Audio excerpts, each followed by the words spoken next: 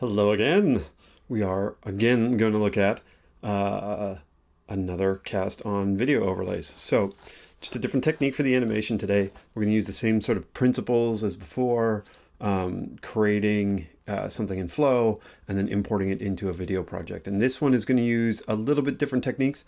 Actually, if you watched the whole Flowcast yesterday, right at the end there was a little animation where the feed just sort of it dropped because, I don't know, Final Cut Pro, when I hit export, was just taking up too much bandwidth. Anyways, I created a little animation in there. We're going to use that technique and one about creating a typewriter effect on text. Okay, so we're going to do that today. And now let's go and have a look. So again, we are sort of riffing off of these great little motion ray titles. This is the one that we're going to do. That one right there. And there you go. See all the letters, they kind of animate back out. So they animate in. Let's look at it again. Okay, so the two big sets of words, stream, which is written wrong, they sort of appear and appear, or appear and appear, out from basically the same place. And then the date animates in, but it animates in by this typewriter effect. And then, oops, they stay just for a little bit, and then they all typewriter effect out. Okay, so this is what we are going to do today. All right, so two things. We're going to use this masking technique, and then we're going to create the typewriter effect. All right, let's head over to, and then here is just an example of what that technique is going to look like. The sort of animating in technique, okay? That masking technique. This is the animation that I had cropped into our video yesterday. Here's our Final Cut project, but we don't need that for now. What we are going to do is, we're going to make that a little bit smaller. Bring this in, go here. We're going to call this one FC35 video over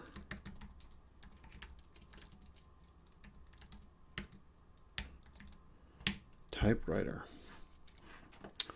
All right, so again, our project was 4096 by 2160. 4096 by 2160. We're going to hit enter. Not escape. And we're going to press 1. All right, so this is the large size of our video. And what I'm going to do is I'm just going to use this size to kind of gauge how big roughly I want this text to be. And then I'm just going to make a small modification to it. So let's go like this. Let's give ourselves, well, let's just make some text. So we're going to do everything from scratch in Flow. There we go. So we're going to copy and paste that guy. We're going to make it bigger. We're going to go over here. We're going to delete all those keyframes. We're going to turn on relative mode, and we're going to say Bezier circle. You can use whatever font you like, and let's make this 240 or 240. Whoa, that's no good.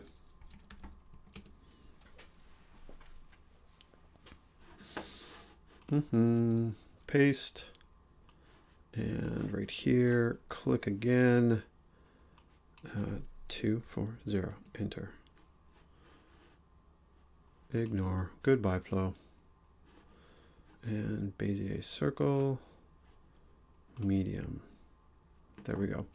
Actually, let's make this one bold. It's going to be 240. And now let's go and change that text. We're going to call this one stream. We're going to make it just wide enough for those letters.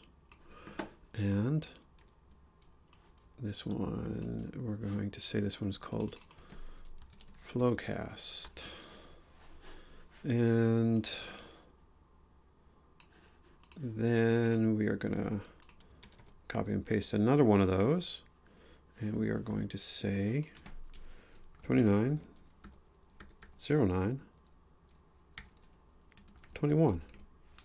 And we are going to select you, and we are going to make you, let's say 72, 96. Let's go with 72. Okay, so we are just blocking things in. Again, I keep creating all of these animations. That's okay. I'm just getting started. I'm going to click on the parent track key value. It's going to select everything underneath it. I'm going to hit 0 or delete and then turn on relative mode. So now what I'm going to do is I'm just going to start to lay things out a little bit. So I want these two to more or less be I want them to be aligned to the left. So that's what I did. I selected them both, and then I hit the align left button. And this one as well. Let's go like this. Let's align it. I don't like that offset a little bit. So what I'm going to do is I'm just going to tweak these a tiny little bit. So I'm just moving them left and right. And I'll narrow this down just a little bit later. Okay, I like that layout a little bit. Something like this. Good. Now what I'm going to do is I'm just going to drop these up into the top left corner, and I am going to undo. I'm going to check off the adjust contents on resize, and then I'm going to bring these in like this, roughly. And okay, so we're going to call this 1340 by 488. Just nice and tight on the sizing. And then actually we can even bring this up a little bit more. Get it nice and tight. Select that scene. Bring that up like that. And we're going to call this 440. Just like that. 1340 by 440.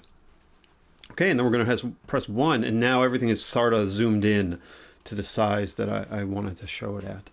And this layout looks good.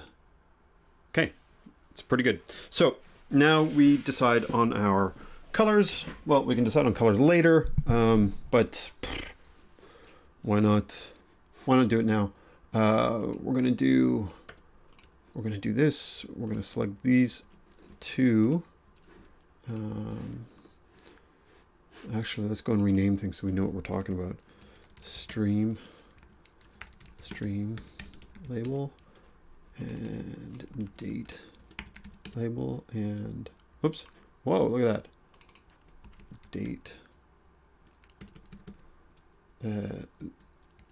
stream label, date label, title label. All right, now we are going to change the color of the stream and the date to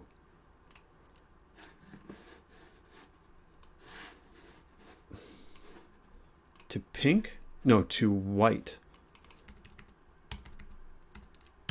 6 Fs. And now for this one, we are going to change that one to pink.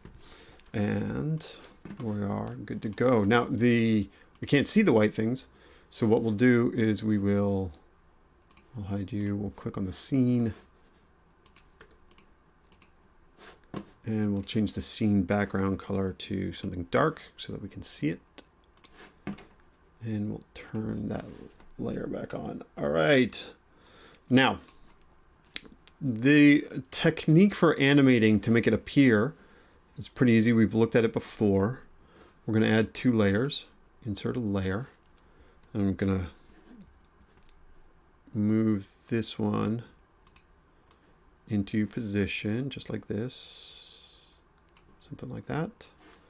And like that.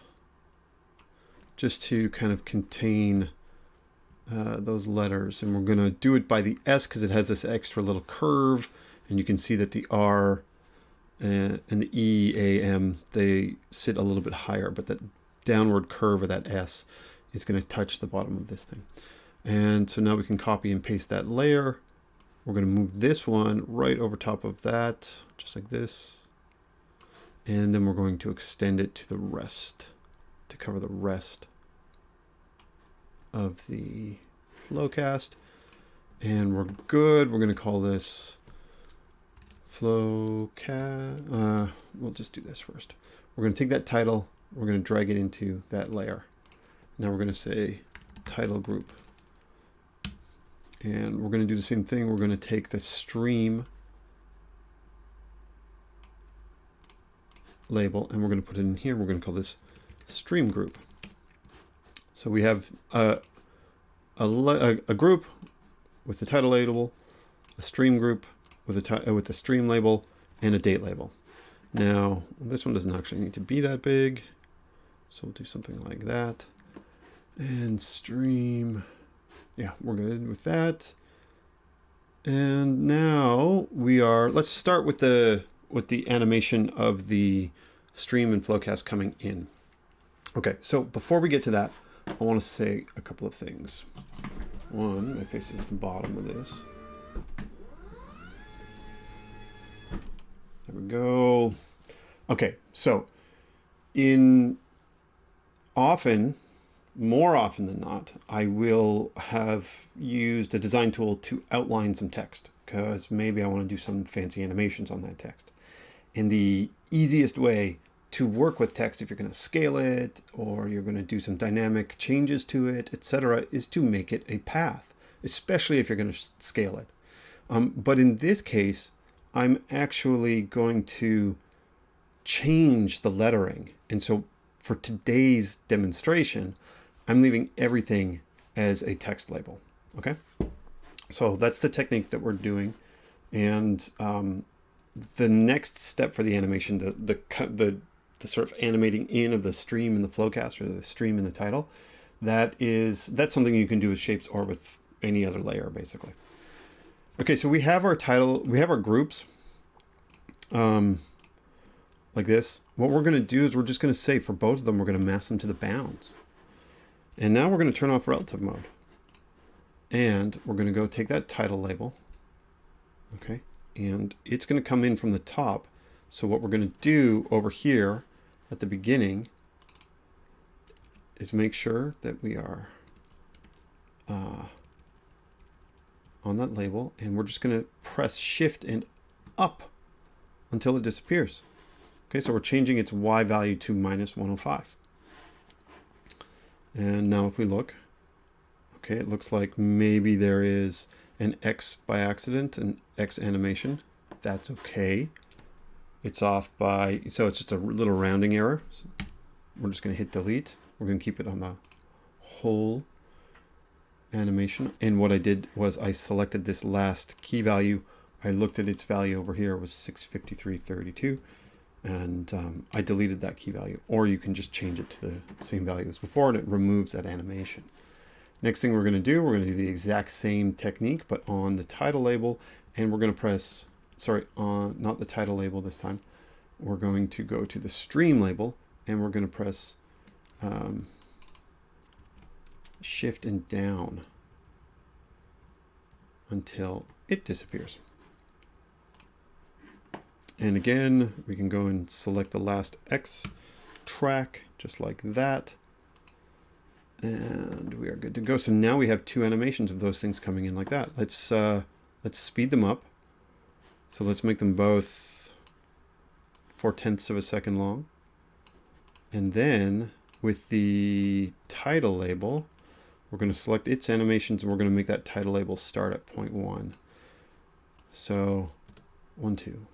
And then what I like is a little bit more style on the easing. I'm going to make it quart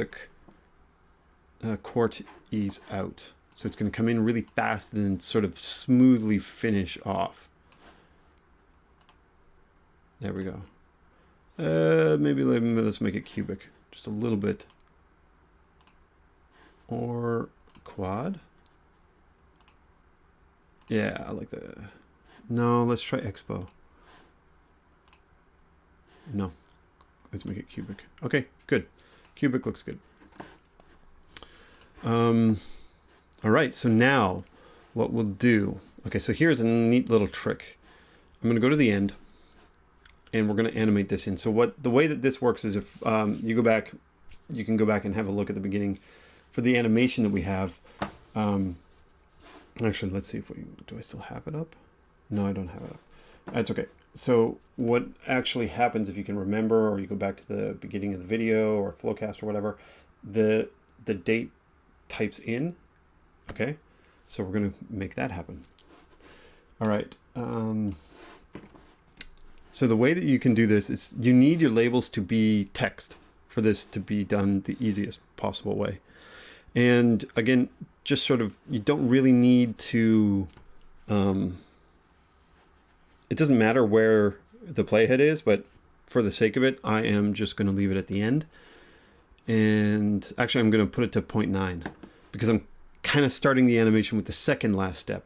The last step here is for it to be fully, have all the characters. So the second last step is like this, when I delete the last character. So I'm deleting over here. I clicked in the text field and I deleted the 1. Okay. And so what we're going to do, we're going to leave this highlighted. We're going to leave that cursor in there, and I'm going to go and just keep moving the playhead and pressing the delete button. And it's going to generate a bunch of key values for me as I go along. Done. Now, there is 1, 2, 3, 4, 5, 6, 7, 8, 9 key values. 9 key values means 8 gaps in between. And so if we want this to say be, a fourth of a second between each gap, what we'll do is we'll go up to here and we're going to say the entire animation is 0.32, which is 4/100ths of a second times 8. And we're going to hit enter, and then we are going to click the distribute button. So now all of these should have the same timing. So that's 0.32. That one is 0.41. And then we'll do this. We'll go and we'll say it starts at 40. Okay, so it starts at 0.4 seconds, 0.44, 0.48. Okay, looks like it's right on. So let's have a look now. We're gonna go like this. There, it types in. You see that? There's your typing animation. So now we want to reverse this animation, and we could go ahead and we could do all this backwards. If we wanted to, we could do it sort of backwards and move forwards. But one trick I really like is to select all of these. I'm going to copy them. Actually, I'm going to reverse this, and then I'm going to copy. I'm going to reverse again, and then over here I'm going to paste. And so now what we should get, there we go. Okay, did you see that? Did you see that? What I did is I wanted to create the inverse of this animation, but there's like 8 steps. I don't want to recreate that all in, I just don't want to do it all over again. So what I did is I reversed the track, not the animation, just the track. And then I copied the key values of that track. I reversed it one more time to get it back to its original state. And then I just moved the timeline a little bit, the playhead a little bit, and I pasted the reversed version of the key values. Okay? And now we have something that goes like this. Types in, types out. Easy. It's a good little trick. Okay. So again, we are just working on setting up the basic parameters, and we'll tweak all the timing later. So at this point, I know that these are all 0.4 seconds. I know that we have Flowcast. Yep, just like this. So this is 8 characters and this is 8 characters. So these are actually going to have the same time. So what I'll do here is I'll go to that point in time and select you and hit that T. And then I'm just going to do the same thing. Delete, delete, delete, delete, delete, delete, delete, delete, delete. And remove the original key value. I'm going to align these two like this, and then I'm going to distribute them.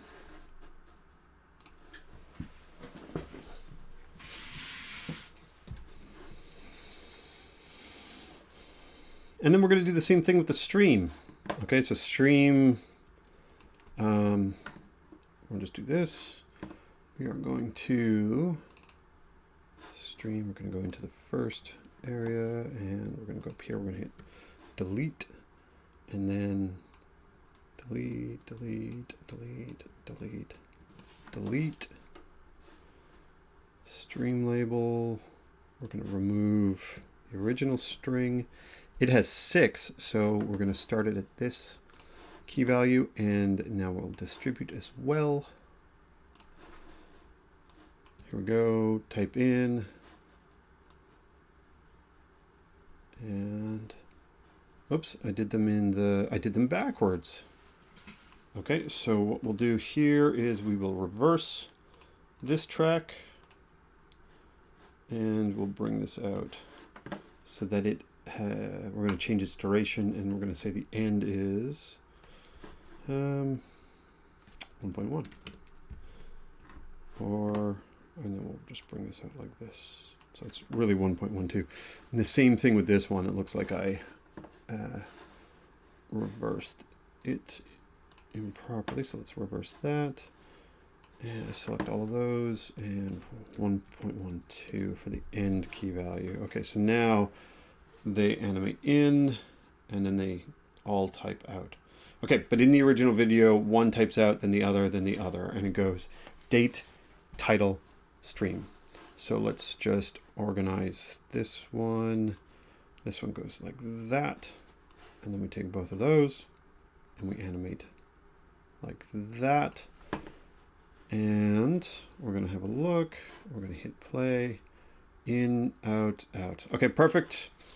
Before we go on to the next step, I highly suggest doing something like this. Okay. So when you're working with these step curves, if you get your steps a little bit too tight,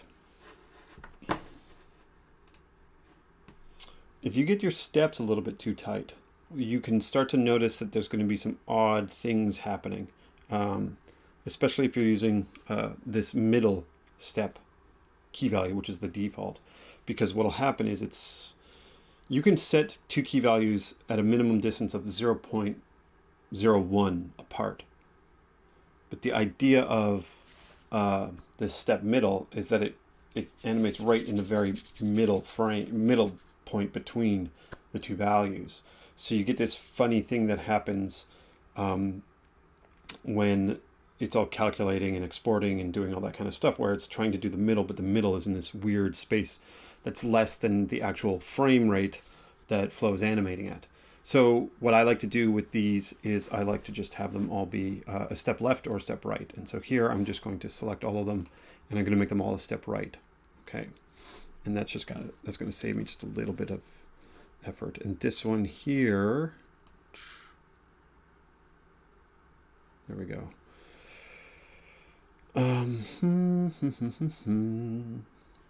Okay, so we are pretty good to go, and those all come out. And what I'll do now is I'm actually going to make the gap a little bit longer. Here, I want it so it starts about there.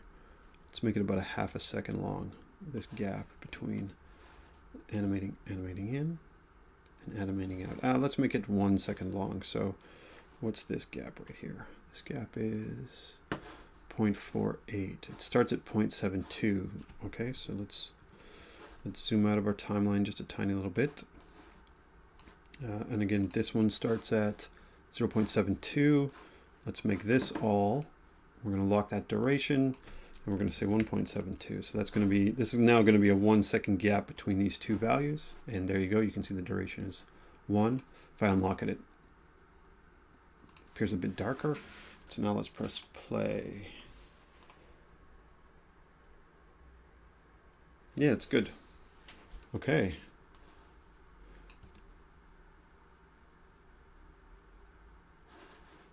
And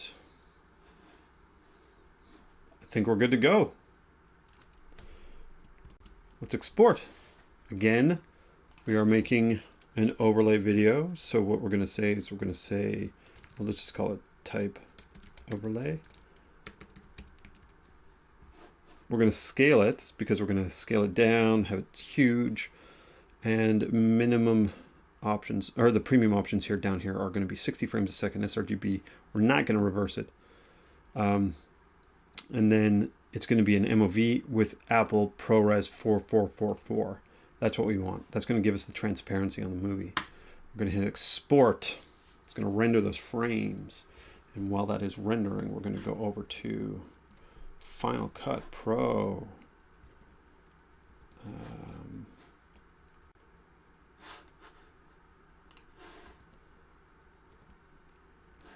And, oh, okay, look at that. There's our animation. Looks good. Now in Final Cut Pro, we're going to press Command I. We're going to go to the desktop. We're going to grab that overlay.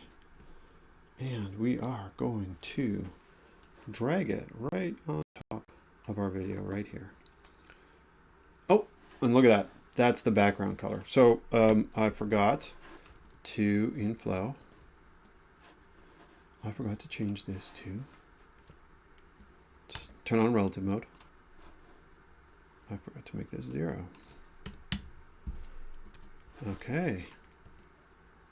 There we go. Let's export one more time.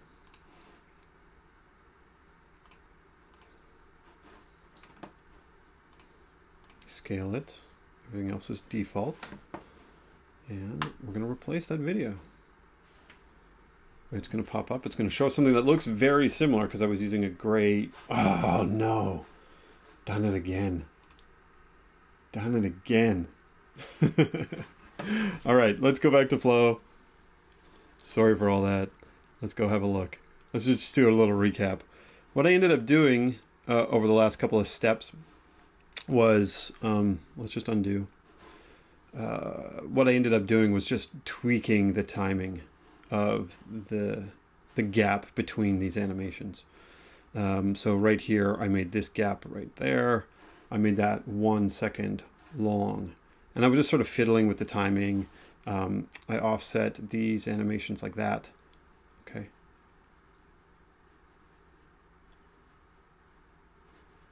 And that was after I had duplicated and reversed these animations. I had originally made these in the wrong order, these two, and then I just did the same technique. I reversed them and then moved them back into position. Okay. And so now we get this lovely animation that looks like this. Okay. So we have, and then what I did is I hit that scene and I made its background color 0, just like that. And then I exported. And so we'll go back into Final Cut Pro now. We are going to delete today's overlay. We're going to press Command I. We are going to bring it in. And now we are just going to drop it over top of our video. And there you go. Okay. There we go. There's our video. There is that middle part where it just finishes all its animations in. And we're going to click. We are going to move it. We're going to scale it just like that. We're going to move it into this top corner. Or maybe we want it to be over here. Something like that. And so now we have our little video. Let's make this nice and big. That's as big as that's going to get. There we go. That's as big as that's going to get. And let's hit play. Here come. There we go. There's our video. Can you see that? Right here. Animates in. All three of them type out.